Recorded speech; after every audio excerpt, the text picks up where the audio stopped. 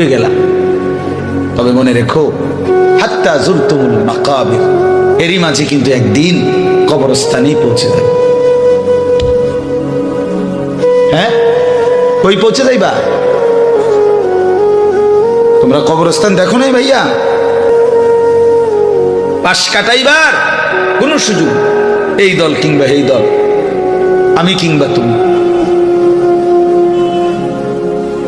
কে হই অনিবার্য এই সত্য, চিরন্তন এই বাস্তবতা, নিদারুণ এই সত্য, কবর, আখিরাত, মৃত্যু, এটাকে পাশ কাটাবার সুযোগ নাই